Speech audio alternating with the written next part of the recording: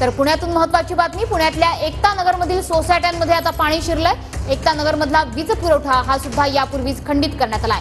लष्कराचं पथक हे आता एकता नगरमध्ये दाखल झालेलं आहे। अनेक नागरिकांना यापूर्वीच एकता नगरमधून सुरक्षित स्थळी हलवण्यात आलाय। पुण्यात पुन्हा एकदा पूरस्थिती निर्माण होण्याची शक्यता आहे। खडकवासला धरणातून मुठा नदीत पाण्याचा विसर्ग केल्यानं आता रहिवासी वस्तीमध्ये पाणी शिरलेलं आहे। आपले प्रतिनिधी प्रदीप कापसे सध्या आपल्या सोबत आहे। प्रदीप, लष्कराची तुकडी दाखल झालेली आहे एकता नगरमध्ये।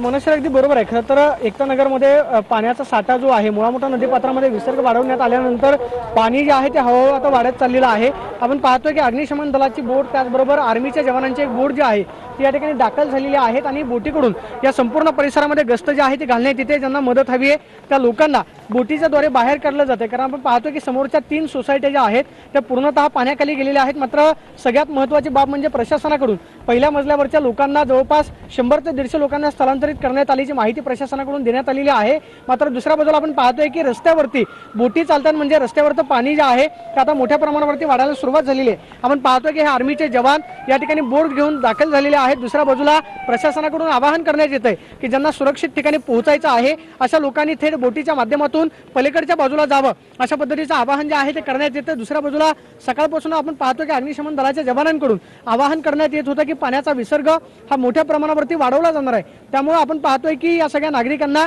सुरक्षित ठिकाणी जरी पोहोचवलेलं असलं तरी आणखी काही लोकांना बाहेर जायचं आहे। त्यामुळे आपण पाहतोय की बोटीच्या माध्यमातून हे सगळे नागरिक जे आहेत ते हलवले जात आहेत। प्रशासनाकडून मदत कार्य मोठ्या प्रमाणावरती राबवलं जाते। स्वतः राज्याचे मुख्यमंत्री त्याचबरोबर पुण्याचे पालकमंत्री अजित पवारांनी जिल्हाधिकाऱ्यांमार्फत आढावा जो आहे तो घेतलेला आहे। सकाळपासून महापालिकेचे आयुक्त त्याचबरोबर जिल्हाधिकारी डॉक्टर सुहास दिवसे हे घटनास्थळावरती दाखल झालेले होते। मात्र आर्मीचे जवान जे आहेत ते या ठिकाणी तैनात करण्यात आलेले आहेत। आपण पाहतोय की जवळपास आता गुडघ्याला पाणी जे आहे ते रस्त्यावरती लागतंय, त्यामुळे बोटीच्या माध्यमातूनच लोकांना बाहेर काढलं जातंय। पानी का प्रवाह कैसा चल रहा है? सर, पानी का प्रवाह अभी फिलहाल ठीक है, बढ़ रहा है धीरे धीरे पानी का भाव। जैसे ज्यादा आएगा तो हम उसके लिए रेडी हैं, हमारी पार्टी। उधर कुछ लोग हैं शायद? नहीं, अभी फिलहाल कोई लोग नहीं वहाँ पे। ओके, आप क्या आह्वान कर रहे हैं लोगों को? हम जाके उनको बचा के वापस लेके आएंगे यहाँ सेफ एरिया में। सर, आपकी कितने लोगों की टीम है जो अंदर काम करे? हम 20 लोगों की टीम है जी। Bombay engineer group and centre की हमारी टीम है। दो ATF है हमारे। तर आपण पाहतोय की सगळे साहित्य जे आहे ते आर्मीच्या जवानांनी आणलेलं आहे आणि या बोटीच्या माध्यमातून पेट्रोल पंप बोट आहे, त्यामुळे हे सगळं मदत कार्य जे आहे ते राबवलं जात आहे। सर, लोगों को क्या आह्वान करेंगे?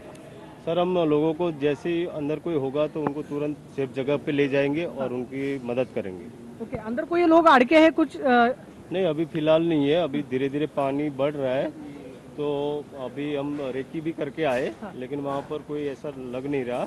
सभी सेफ जगह पे खड़े हैं और हम अभी बीच में रेकी वगैरह। खरं तर मनश्री, ही दिलासादायक बाब आहे की आर्मीच्या जवानांनी संपूर्ण परिसरामध्ये रेकी केलेली आहे। मात्र आतमध्ये लोक जे आहेत ते नाहीत, अशा पद्धतीचं आर्मीच्या जवानांचं म्हणणं आहे। दुसऱ्या बाजूला महापालिकेचा अग्निशमन दल असेल, त्याचबरोबर महापालिकेचे कर्मचारी हे युद्ध पातळीवरती काम करतात। मात्र हळूहळू एकता नगरमधलं पाणी जे आहे ते आता वाढायला सुरुवात झालेली आहे। खडकवासला धरणामधून जवळपास 35,000 क्युसेक पाण्याचा विसर्ग जो आहे तो करण्यात येतोय। जर कदाचित धरणसाखळी क्षेत्रामध्ये पावसाचा जोर असाच राहिला तर पाण्याचा विसर्ग सुद्धा वाढवला जाऊ शकतो। मात्र सध्याची परिस्थिती आपण पाहतोय की रस्त्यावरती नदीचं स्वरूप प्राप्त झालेलं आहे। गेल्या आठवड्यामध्ये याच परिसरामध्ये पूर जो आहे तो आलेला होता। नक्कीच प्रदीप, तू सुद्धा वार्तांकन करताना काळजी घे। त्यामुळे पुण्याच्या रस्त्यावरती आता नदीचं स्वरूप आलेलं बघायला मिळत आहे। धन्यवाद या सविस्तर माहितीबद्दल।